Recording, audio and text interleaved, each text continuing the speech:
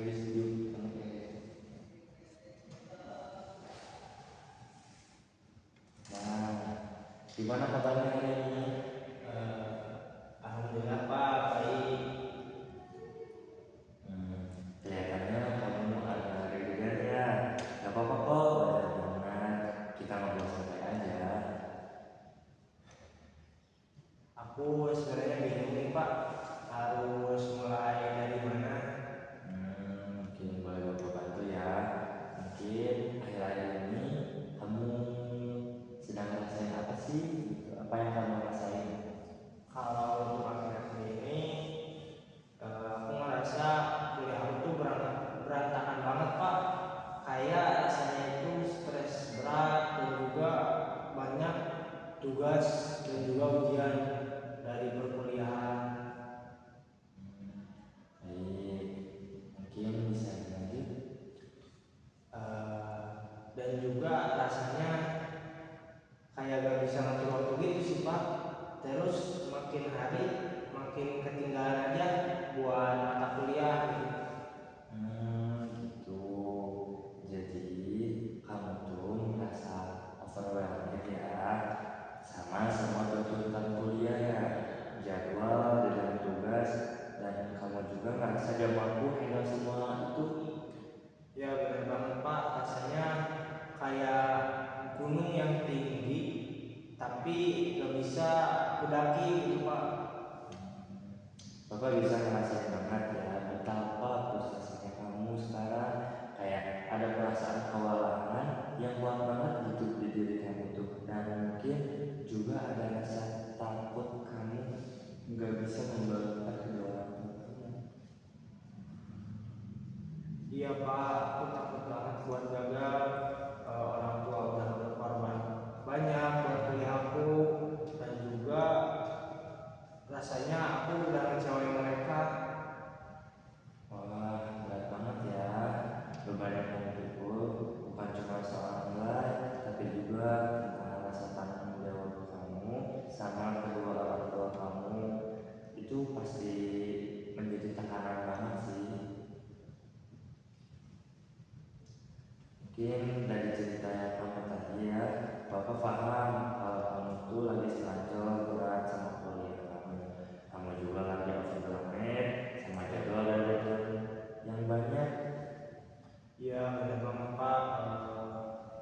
Aku lega nih ada yang ngerti apa yang sedang aku rasain. Dan juga kan kamu bilangnya, Sok. tadi juga kamu bilang kan ya, kamu tuh nggak bisa ngatur waktu. Bisa jelasin nggak lebih detailnya gimana sulitnya kamu ngatur waktu itu? Ya kayak aku tuh sering banget nunda-nunda buat ngerjain tugas. Aku tuh tahu ada tugas yang harus aku kerjain dan harus aku selesaiin, tapi aku malah nunda-nunda buat ngerjain tugas tersebut, dan aku malah nonton Netflix, scroll TikTok, dan juga scroll Instagram dan yang lainnya. Jadi kamu tuh seringnya nunda-nunda tugas. Mungkin salah satu masalah utama kamu itu yaitu nunda-nunda tugas itu Anit. Ada lagi nggak selain itu yang bikin kamu susah untuk ngatur waktu? Mungkin ada sih Pak. Aku juga itu sering atau susah buat nentuin prioritas, karena aku rasa semua tugas itu sama pentingnya dan juga sama urgennya Pak. Kamu nyebutin kan ya beberapa hal kayak nunda-nunda tugas, terus susah memilih prioritas yang mana dulu, gitu, takut gagal, terus sama tekanan dari ekspektasi orang tua juga. Mungkin dari semua itu mana yang paling pengen kamu bahas nih di sesi kali ini? Mungkin yang menurut tugas Pak, soalnya kalau masalah menurut tugas itu terselesaikan, mungkin yang lainnya bisa jadi lebih gampang gitu Pak. Pilihan yang bagus tuh, karena emang ya nunda-nunda tugas tuh bisa bisa menjadi kunci buat mengatasi masalah lainnya juga. Biasanya kapan sih kamu mulai menunda-nunda tugas itu, atau ada pola tertentu nggak yang bikin kamu menunda-nunda? Biasanya kalau ada tugas yang kelihatannya itu banyak terus gede sama susah, langsung aku tuh langsung overwhelmed terus kabur gitu Pak. Apa yang biasanya kamu pikirin waktu melihat tugas yang gede atau susah itu?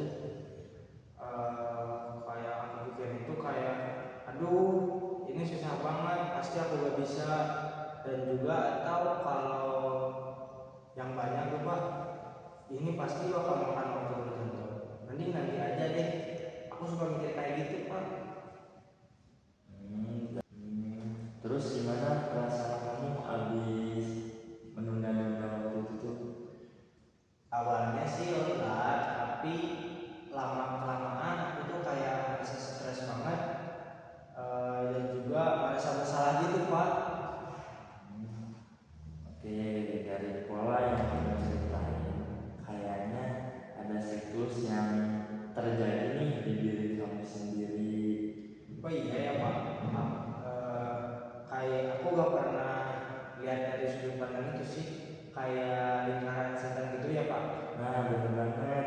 Dari cara kamu kabur, sebenarnya tuh otak kamu tuh lagi mencoba melindungi diri dari rasa takut gagal kamu itu, tapi malah jadi jebakan buat diri kamu juga. Oke. Bapak notice ya, ada yang kontradiktif nih dari cerita kamu. Di satu sisi kamu takut gagal, tapi kamu udah masuk kuliah dan bertahan sampai sekarang. Aku gak pernah mikir gitu sih Pak. Terus kamu bilang semua tugas itu penting kan ya, tapi beneran semua deadline sama atau bobotnya juga sama? Sebenarnya enggak sih Pak, ada tugas yang deadline-nya lebih dekat, yang lebih jauh, dan juga bobotnya ada yang lebih gede dan juga ada yang ringan gitu Pak. Bapak mau share info nih. Menunda-nunda itu sebenarnya itu hal umum ya di kalangan mahasiswa. Serius Pak, kirain cuma aku doang yang kayak sering nunda-nunda tugas kayak gitu Pak. Enggak, emang beneran kayak nunda-nunda terus tuh biasanya soal gimana kita ngadepin emosi negatif, bukan soal malas gitu. Ada juga teknik-teknik yang bisa ngebantu ngatasin menunda-nunda tugas ini. Bapak pengen kamu tahu ya, kamu gak sendirian dan kamu udah ambil langkah yang penting banget dengan datang ke sini. Jadi aku gak sendirian ya Pak. Enggak sama sekali.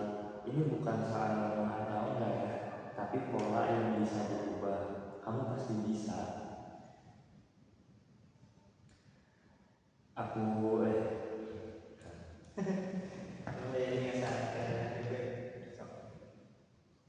Hanif, Bapak mau kasih feedback ya. Kamu tuh sebenarnya orang yang tuh efektif, jujur, dan juga punya self awareness yang bagus.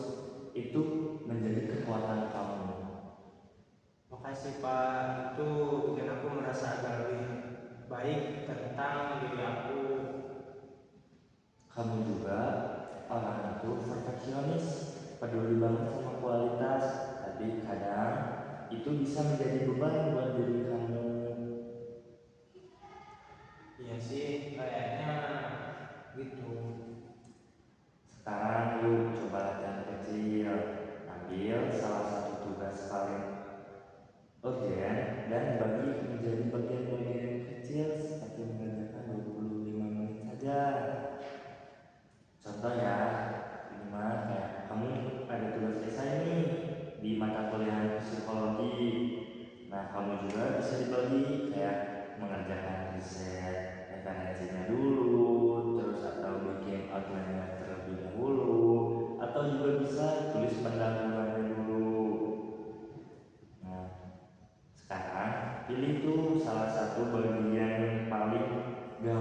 buat dikerjain? Kalau yang paling gampang kayaknya riset referensi deh Pak, karena itu yang paling gampang. Oke, berarti kamu mau mengerjakan riset referensi dulu kan? Nah, terus kamu kapan nih mau mulai mengerjakan? Kayaknya nanti sore Pak jam 3 di perpus. Oke, bagus tuh. Nanti ya, kalau misalnya muncul pikiran negatif, kamu bisa bilang ke diri kamu sendiri, itu kayak kamu dalam hati kayak gini, aku cuma perlu riset 25 menit, aku pasti bisa lakuin itu. Coba ikutin. Aku cuma perlu riset 25 menit, aku pasti bisa lakuin itu. Terus ada lagi nih,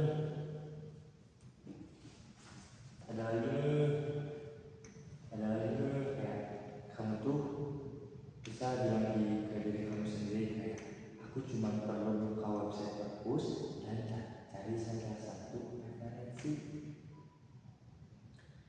Aku cuma perlu buka website perpus dan cari satu referensi. Nah, kayak gitu. Kamu tuh sebenarnya cepat banget ya nangkep, dan kamu juga bisa langsung praktek kayak gitu. Beneran nih Pak, rasanya aku belum ngelakuin apa-apa. Enggak, kamu tuh udah ngelakuin banyak banget hari ini. Kayak boleh bilang ini pencapaian besar buat satu sesi. Makasih Pak, aku merasa lebih optimis buat sekarang dan juga ke depannya. Nah, kamu tahu nggak optimis itu munculnya karena apa? Enggak Pak. Nah, optimis itu muncul karena kamu udah ambil tindakan nyata. Jadi setiap langkah kecil yang kamu lewati itu tuh perlu dirayakan. Sekarang, ayo review, kamu udah ngerti pola menunda kamu, terus belajar tekniknya juga, terus kamu juga punya rencana konkret buat ke depannya itu mau kayak gimana. Iya sih Pak, aku ngerasa sekarang itu aku udah punya arah yang lebih jelas buat sekarang dan juga ke depannya. Nah, tugas kamu minggu ini itu riset referensi biar